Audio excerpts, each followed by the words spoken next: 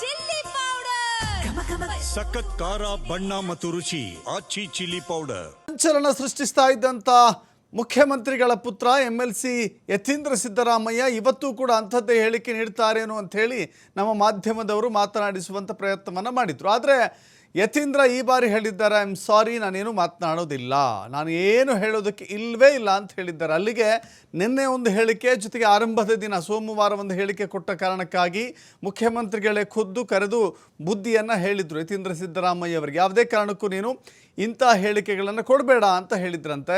So ಆ ಕಾರಣದಿಂದಾಗಿ ಯತೀಂದ್ರ ಇವತ್ತು ಯಾವುದೇ ರಿಯಾಕ್ಷನನ್ನು ಕೊಟ್ಟಿಲ್ಲ.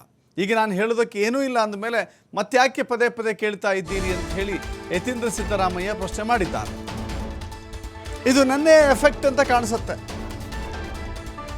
ಮುಖ್ಯಮಂತ್ರಿ ಸಿದ್ದರಾಮಯ್ಯ ಅವರು ಮಧ್ಯಾಹ್ನದ ಹೊತ್ತು ಯತೀಂದ್ರ ಅವರನ್ನು ಜೊತೆಗೆ ಕರೆದುಕೊಂಡು ಹೋಗಿ ಕೆಲವಷ್ಟು ವಿಷಯಗಳನ್ನು ಹೇಳುವ ಪ್ರಯತ್ನವನ್ನು ಮಾಡಿದ್ದಾರೆ.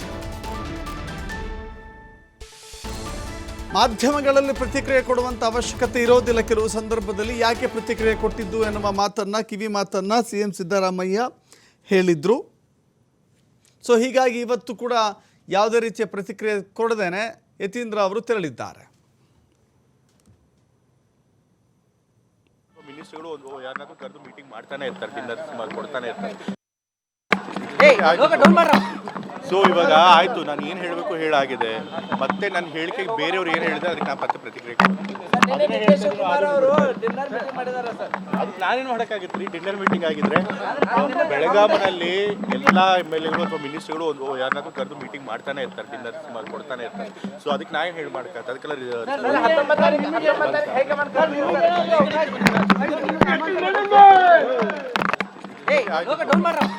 ಸೊ ಇವಾಗ ಆಯ್ತು, ನಾನು ಏನು ಹೇಳಬೇಕು ಹೇಳಾಗಿದೆ. ಮತ್ತೆ ನನ್ನ ಹೇಳಿಕೆಗೆ ಬೇರೆಯವ್ರು ಏನು ಹೇಳಿದ್ರೆ ಅದಕ್ಕೆ ನಾನು ಮತ್ತೆ ಪ್ರತಿಕ್ರಿಯೆ